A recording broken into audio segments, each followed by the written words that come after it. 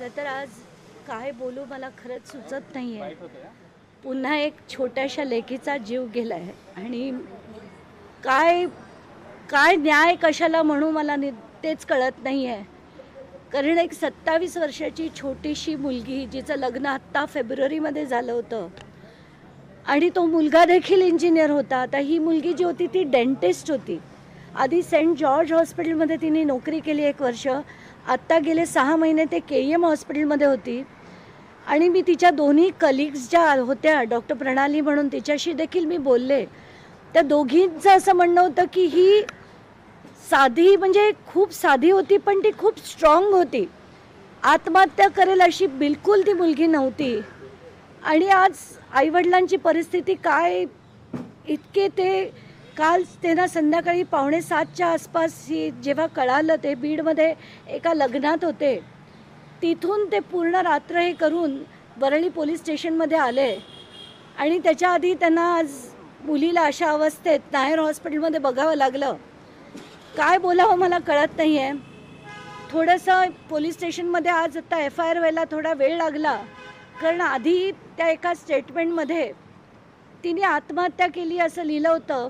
तर वडिलांचं म्हणणं होतं नाही आम्हाला माहीत नाही तिने आत्महत्या केली की तिचा घात केला. तर आत्ताचे ACP जे आले ते अतिशय चांगले आणि अंडरस्टँडिंग होते.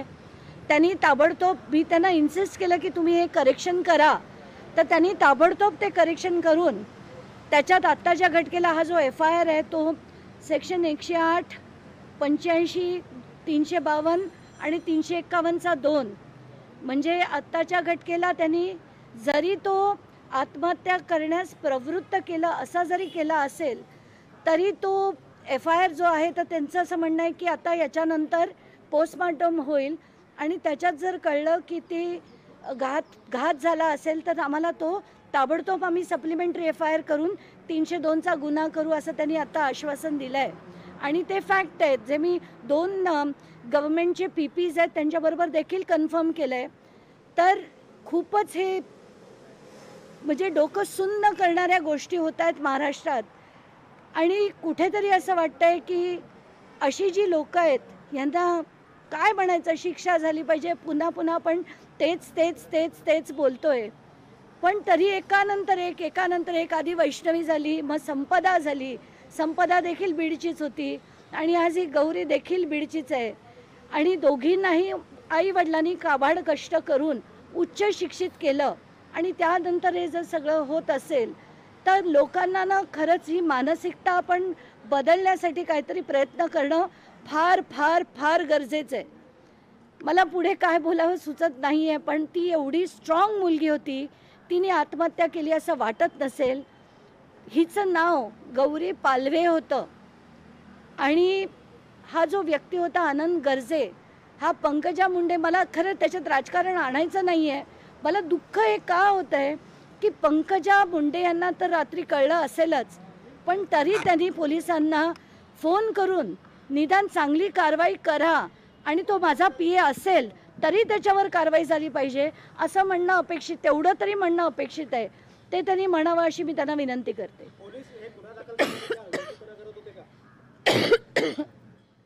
त्यांनी आईवडिलांना यायला वेळ लागला आणि त्यानंतर ते स्टेटमेंट गेला कारण दोघंही अतिशय बधीर डोक्याने आले कारण एवढी छोटी मुलगी आपली तिचा प्राण जातो.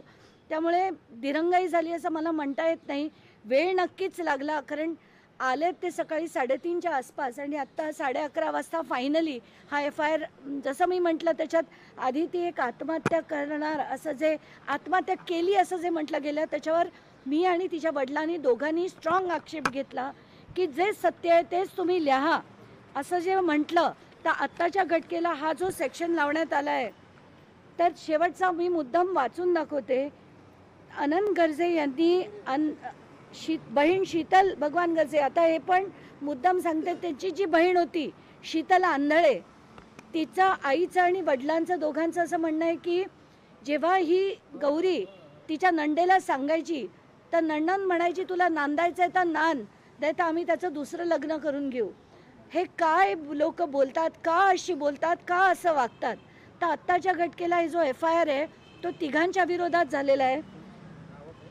त्यांची नावं आहेत मृत तिचा पती अनंत भगवान गर्जे, बहीण शीतल भगवान गर्जे आंधळे, त्यांचं आडनाव आता आंधळे आहे, दीर अजय भगवान गर्जे हे जबाबदार असून जावई आनंद गर्जे याबाबत आनंद गर्जे हा गौरी हिने आत्महत्या केल्याचं सांगत असला तरी त्यामध्ये खरंच आत्महत्या आहे की घातपात आहे याबाबत माझी मुलगी गौरी हिच्या आत्महत्येच्या कायदेशीर तपास होऊन सत्य बाहेर येण्याचा तपास होऊन मला न्याय मिळवून द्यावा व वरील 3 लोकांविरुद्ध माझी कायदेशीर तक्रार आहे. तर आधीच नुसतंच अजय तर आधी सुरुवातीला नुसतंच त्यांनी म्हटलं होतं की आम्ही ती आत्महत्या केली आहे असं ते वडिलांचं स्टेटमेंट घेत होते. त्याच्यावर हा आक्षेप घेऊन आता हे आहे का घातपात आहे या सगळ्या गोष्टींचा तपास झाला पाहिजे हे आमची मागणी होती. तीच आता रेकॉर्ड केली आहे आणि त्याप्रमाणे आता FIR झालेली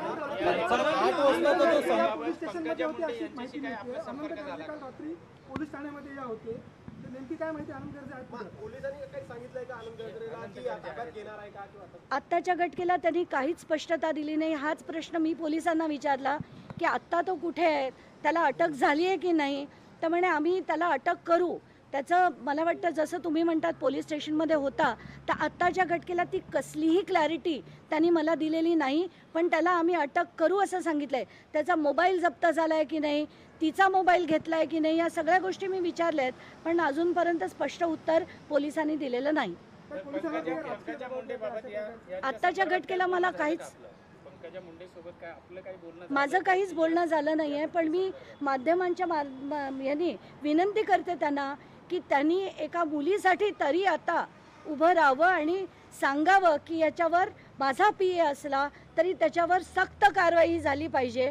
त्याची चौकशी नीट होऊन त्याच्यावर जर त्यांनी गुन्हा केला असेल, कारण जसं मी म्हटलं त्या मैत्रिणी ज्या सांगत होत्या की जेव्हा ती हॉस्पिटलमध्ये गेले अमुक वर्ष काम करते, एक मैत्रीण तिला 1.5 वर्ष ओळखते पण आता फेब्रुवारीपासून आत्तापर्यंत 9 महिन्यात ते म्हणे बऱ्याच वेळा तिला मारल्याच्या खुणा चेहऱ्यावर दिसायच्या.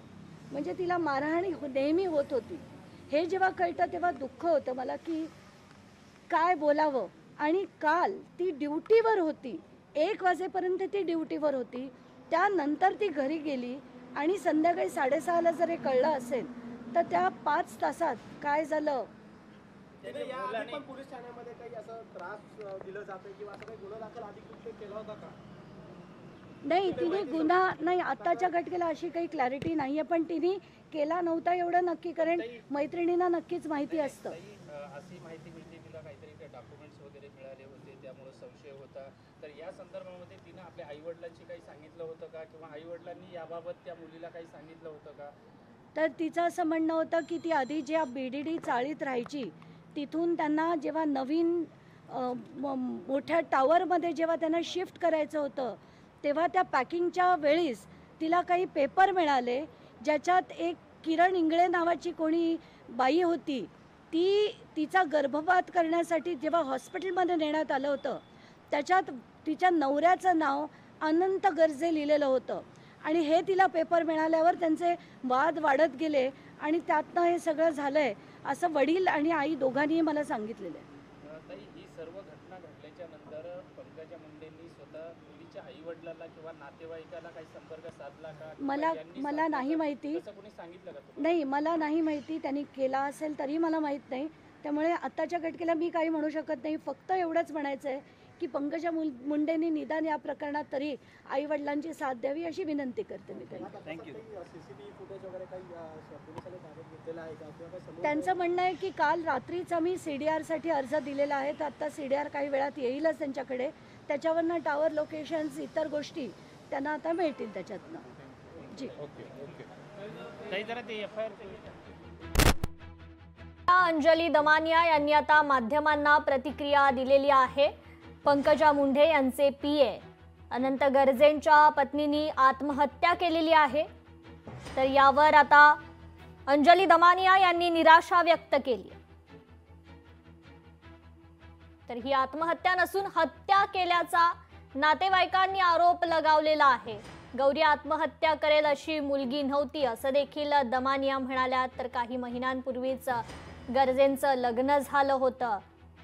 पोलिसांकडून मात्र तपासाबाबत स्पष्टता नसल्याचं त्या म्हणाल्या. लोकशाही मराठी ऐका, पहा, जागरूक रहा.